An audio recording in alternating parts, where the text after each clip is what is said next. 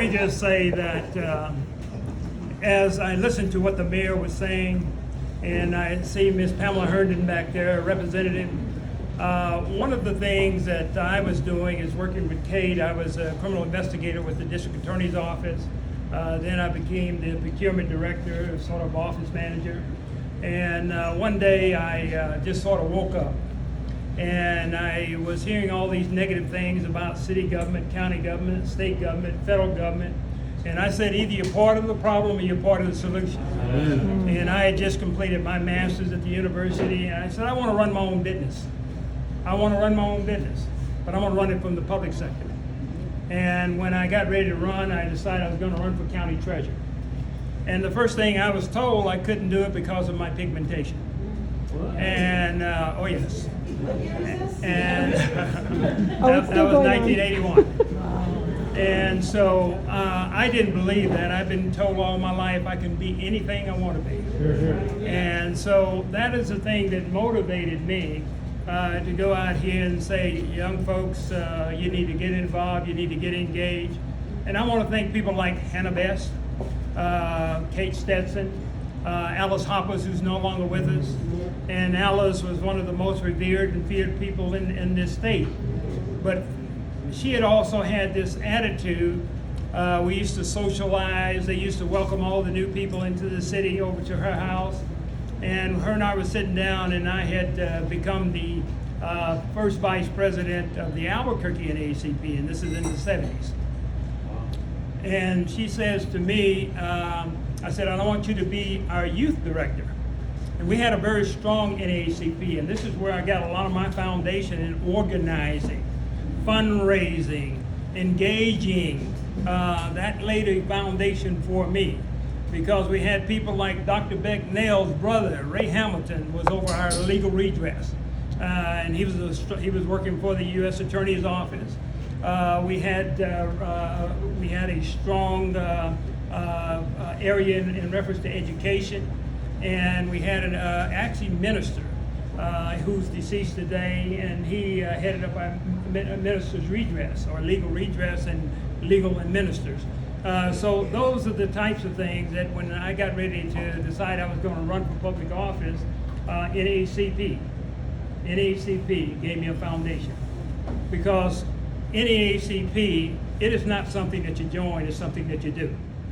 And when we sit back and we say, no, I'm not going to do it, I'm going to let somebody else do it. You know, that's a wrong attitude to have. We're still dealing with racism. We're still dealing with discrimination. You look at all of this stuff that's going on in 33 states right now, voter suppression. You know, that happened right after the Emancipation Proclamation. You had a poll tax, you had a literacy test.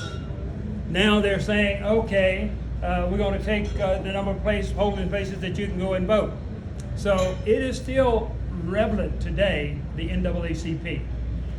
So that's why I've been involved, that's why I've been engaged, because we have to look at the criminal justice system.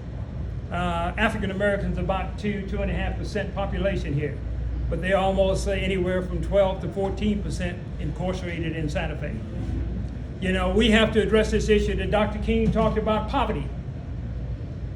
40 to 42% of the people in the state of New Mexico live below poverty. We got a big issue, ladies and gentlemen. It's not about I, it's not about me, it's about we and us. It's about your family and your family's family. You got to reach down and reverse that crab syndrome. We've been reaching up and pulling down. We got to reach down and pull up.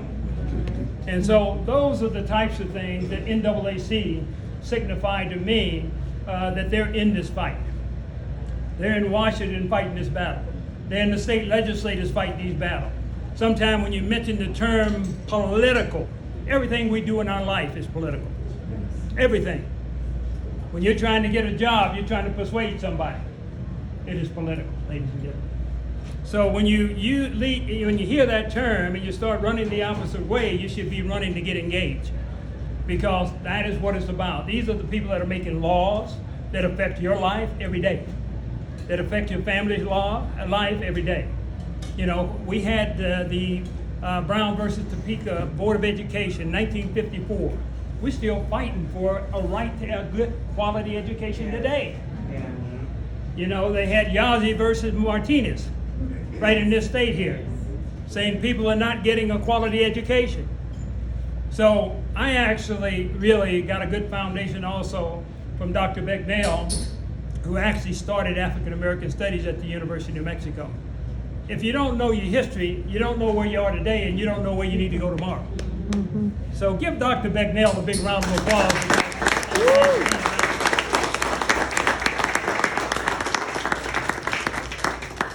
And I'm going to just say a couple of other things that has Kate appealed to you. An organization is not built from the top down, it's built from the bottom. Any house, if it's going to stand, it's got to have a good foundation. So you need bodies, you need willing workers that's going to make a difference, that's going to get engaged. We don't know, and let me just stop at this point, the illustrious senator, Mr. Pope, the only African American that's ever been elected to the state legislature in the Senate. Please give him a big round of applause.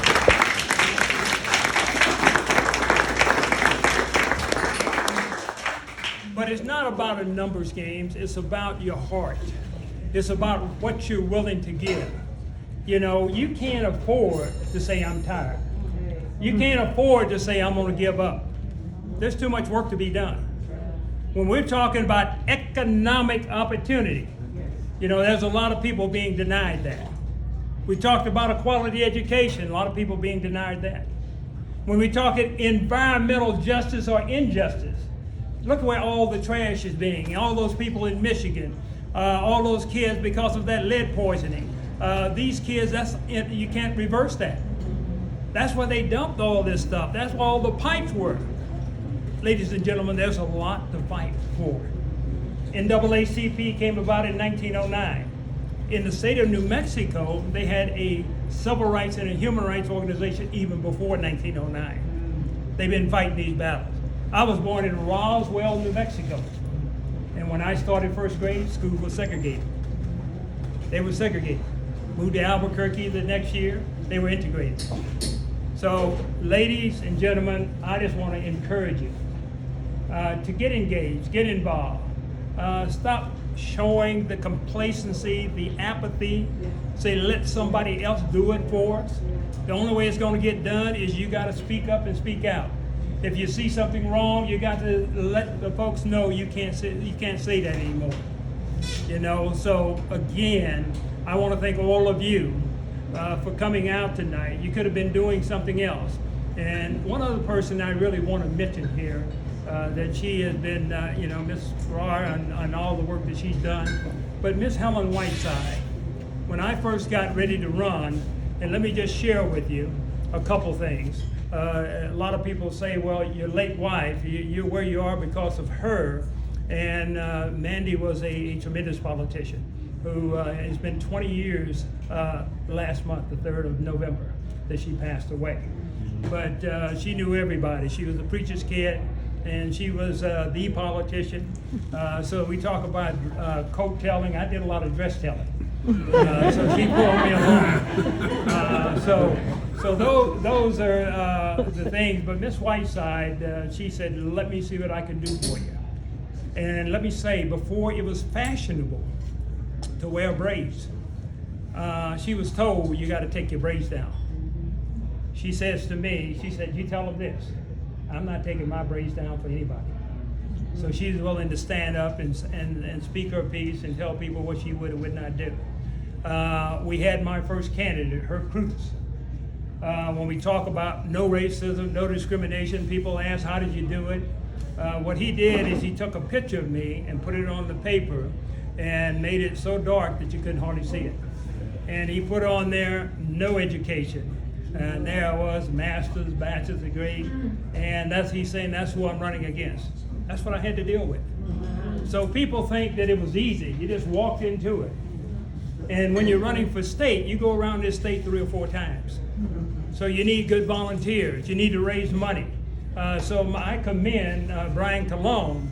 I am the first African American to serve as president of the University of New Mexico Alumni Association because Brian recruited me before I left the state treasurer. Brian also also did something else to me on my behalf. He said, you know, that you were president of the National Association of Auditors, Comptrollers, and Treasurers. They need to recognize that. So he actually nominated me for their Hall of Fame. So I was inducted to the Hall of Fame for that organization this past August. Brian did the nomination. So I'm not here saying that you do it because you want something out of it. I've never asked anybody to do anything in reference to recognizing me. I do it from my heart. I do it to improve this community, this city, this county, this state, this country. And that's what we ought to be doing it about. Make it better. Reach down. Reverse that crab syndrome. Reaching up and pulling people down. Reach down and pull them up. Thank you very much for coming.